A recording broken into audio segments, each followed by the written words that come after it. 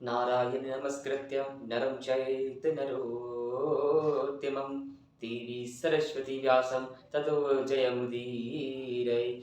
लक्ष्मीनाथ समारंभा नाथ मुनिमध्यमा अस्मदाचार्य पर्यन्ता वन्दे गुरु परंपरा। जय जय श्री राधा रमन, जय जय नवल किशोर, जय गोपी चित चोर प्रभु, जय जय माखन चोर। राधा मेरी मात है, पिता मेरे घनश्याम, इन दोनों के चरणों में मेरा कोटि कोटि प्रणाम, मेरा कोटि कोटि प्रणाम। आप सभी भक्तों को जय श्रीमन्नारायण, जय श्री कृष्णा, राधे राधे। सत्य यूनिटी संघ के सभी परिवारजन को दास का प्यार भरा राधे राधे। और भी सभी भक्त जो दास को सुन रहे हैं, इस आज के सुंदर से प्रवचन को सुन रहे हैं, आप सभी भक्तों को राधे राधे। आज का सुंदर प्रवचन। आज जैसे कि आप सभी भक्तों को पता है कि आज निर्जला एकादशी भी है। आज 7 जून को हम सभी भक्त ने निर्जला एकादशी का व्रत रखा है। तो आज निर्जला एकादशी के व्रत के दिन आज सुंदर सा चरित्र, आज हम सुंदर सा चरित्र जानेंगे अपने प्रभु का। जो शंकर जी हैं, देखिए मेरे प्यारे भक्तों, शंकर जी कौन है? शंकर जी और हनुमान जी। हनुमान जी कौन है? शंकर स्वयं केसरी नंदन, केसरी के नंदन कौन भय? शंकर जी भय। और शंकर जी ने ही क्यों अवतार लिया, इसका भी मैं आपको इस आज के सुंदर से प्रवचन में बताऊंगा। शंकर सुवन केसरी नंदन, तेज प्रताप महाजगवंदन। शंकर स्वयं केसरी नंदन, तेज प्रताप महाजगवंदन। शंकर जी ही हनुमान है।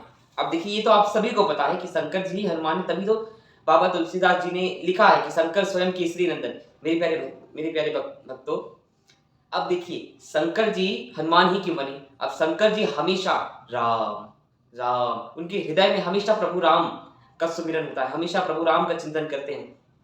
अब नारायण, जब वो नारायण नर का अवतार लेने वाले थे त्रेता युग में, अब शंकर जी को पता चला जब जब नारायण ने अवतार लिया है, तब तब शंकर जी भी अवतार लेकर आए हैं। चाहे राम अवतार हो, चाहे कृष्ण अवतार हो, प्रभु आए हैं जरूर साथ साथ। अब देखिए, जैसे ही श्रीमन नारायण भगवान ने यह लीला बनाई कि मैं त्रेता युग में राम बनकर जाऊंगा, नर बनकर जाऊंगा। जब राम जी ने नर बनने का सोचा तो शंकर जी सोचने लगे कि अब मैं क्या बनूं, मैं क्या जाऊं, प्रभु के साथ तो जाना जरूरी है, प्रभु के सानिध्य में रहना जरूरी है।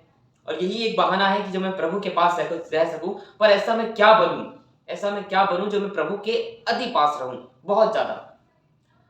तब शंकर जी ने सोचा कि मेरे प्रभु नर बनकर जा रहे हैं, तो हम वहां नर बनकर जाएंगे। बोलिए श्री रामचंद्र भगवान की जय। तब शंकर भगवान वहां नर बनकर आए और तब प्रभु के सारे काज हुए। यहां हम कुछ भी परेशानी होती राम के पास जाते हैं, पर राम जी को कोई परेशानी होती है, कोई दुख होता है, तो वह हनुमान जी के पास जाते हैं। यह था हमारे श्री बालाजी महाराज का सुंदर चरित्र, सुंदर पावन चरित्र। अब एक भक्त हमारे पास आए। अब उन्होंने पूछा कि महाराज जी, आप हमेशा राम जी के चरित्र को ही क्यों सुनाते हैं, कृष्ण के चरित्र को ही क्यों सुनाते हैं? तो मैंने उनसे कहा कि मेरे प्यारे भक्त, राम के चरित्र को सुनाना और कृष्ण के चरित्र को सुनाना हम क्यों सुनाते हैं? तो मैंने उनको सटीक जवाब दिया, और आप लोग भी सुनिएगा। जिसका चरित्र सुनाने योग्य होगा उसका ही ना चरित्र सुनाया जाएगा, और जिसका चरित्र सुनाने योग्य नहीं होगा तो उसका क्यों सुनाएंगे? रावण का चरित्र सुनाने योग्य था? नहीं, इसलिए रावण की कोई पूजा नहीं करता, रावण की कोई कथा नहीं होती। कंस का कोई चरित्र सुनाने योग्य था? नहीं। हिरण्यकश्यप का कोई चरित्र सुनाने योग्य था? नहीं। ध्रुव का चरित्र था सुनाने योग्य, इसलिए उनका चरित्र सुनाते हैं, राम का चरित्र। आज मेरे प्यारे भक्तों, बुरा मत मानना, आज भले ही संसार में चित्र सुंदर हो गए हैं, सेल्फी से सुंदर हो गई है, आप अपने फोटो को, किसी भी प्रकार अपनी इमेज को सुंदर बना सकते हो फोन के माध्यम से, चित्र सुंदर हो गए हैं, लेकिन चरित्र बिगड़ गए हैं। अभी चरित्र कब सुधरेंगे? जिन लोगों का चरित्र सुधरा हुआ है, वह चरित्र ही तब सुधरेगा जब वो राम के चरित्र को चरितार्थ करेंगे।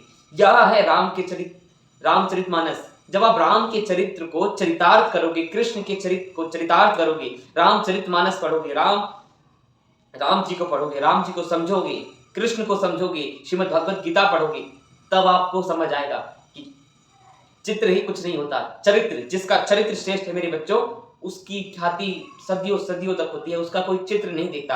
आप लोग देखो, अब कोई भी अच्छे से अच्छा खिलाड़ी हो, उसकी शकल सूरत भले ही कैसी हो, पर अगर वो अच्छा खेलता है, उसके पास टैलेंट है, उसने कुछ अच्छा हासिल करा है, तो उसकी शकल सूरत कोई नहीं देखता, लेकिन उसका चरित्र इंसान देखता है। इसीलिए चरित्र बहुत महत्वपूर्ण, जीवन में चरित्र बहुत महत्व रखता है। चरित्र नहीं है मेरे बच्चों तो कुछ नहीं है। अब सुनिए, राम जी का चरित्र इसलिए तो पावन है कि पिता की एक आज्ञा, पिता का एक वचन निभाने के लिए वह पुत्र अपना राज सिंहासन सारा छोड़ के, राजपाट छोड़कर वन की ओर निकल गया। माँ का एक वचन प्रभु श्री राम जी ने तोड़ा नहीं, वन की ओर चले गए। यह थे प्रभु श्री राम। माता सबरी के पास गए, झूठे पेड़ खाए, यह थे हमारे प्रभु श्री राम। अब आपको एक मैं बताता हूं कि प्रभु का चरित्र इतना क्यों श्रेष्ठ है। जब प्रभु श्री राम ने रावण का वध कर दिया, रावण प्रभु के धाम को गया, रावण की सदगति हुई क्योंकि प्रभु के हाथ मरा था।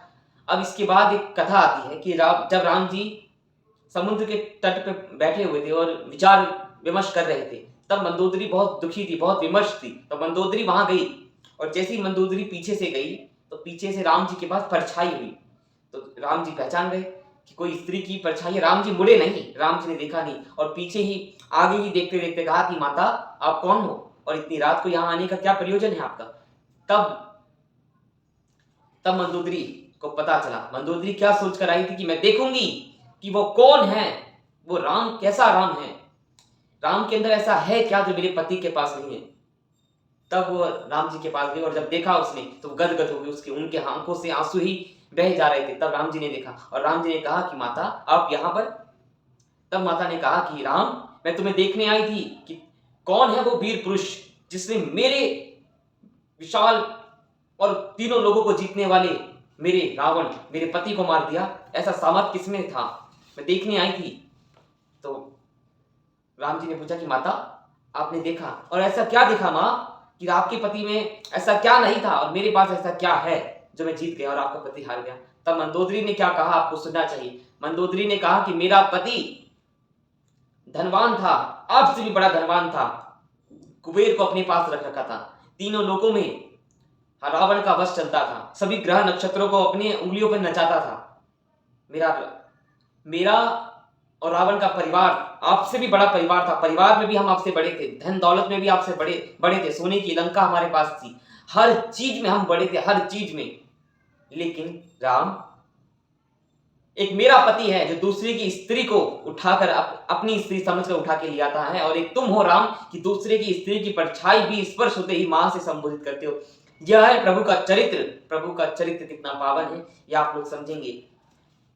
राम जी का चरित्र बहुत पावन है मेरे बच्चों, यह है। तब मंदोदरी ने कहा कि राम तुम धन्य हो, और धन्य है वह मां जिसने तुम जैसे वीर पुरुष को जन्म दिया। अब देखिए, चरित्र आपका सुंदर होगा मेरे बच्चों तो आपका आचरण शुद्ध होगा, जब आचरण शुद्ध होगा तो आपका प्रवचन शुद्ध होगा, और जब प्रवचन शुद्ध होगा तो आपके मुख से निकले हुए हर एक वचन शुद्ध होंगे, और वचन जब शुद्ध होंगे तो सब कुछ मंगलमय होगा, सब कुछ मंगल होगा। जा पर कृपा। अब एक चौपाई के साथ हम इस प्रवचन को विराम देंगे। ए हाँ जा पर कृपा राम की होई, ता पर कृपा करे सब कोई। ए हाँ जा पर कृपा राम की होई, जा पर कृपा राम की होई, ता पर कृपा करे सब कोई। ए हाँ श्री राम जय रामा, श्री राम जय जय रामा, श्री राम जय राम। जा पर कृपा राम की होई, ता पर कृपा करे सब कोई। प्रभु की कृपा अगर आप पर है ना तो आपका ख्याति हर जगह पूरे विश्व में आपका नाम होगा अगर आप प्रभु की भजन करते हो। इसलिए मेरे प्यारे बच्चों अपने चरित्र पर ध्यान दो। अगर आपका चरित्र सुंदर है ना तो आपका चित्र ऑटोमेटिकली ही सुंदर हो जाएगा। आप सब लोग चित्र के पीछे भाग रहे हैं, चरित्र को पीछे छोड़ दिया। ये भारत देश चरित्रवानों का देश है, यहाँ चरित्रवान रहते हैं, और इस चरित्रवान का ही देश रहने दो मेरे बच्चों। अपने चरित्र को सुधारो, चित्र अपने आप ही सुधर जाएगा। प्रेम से बोलिए राधे।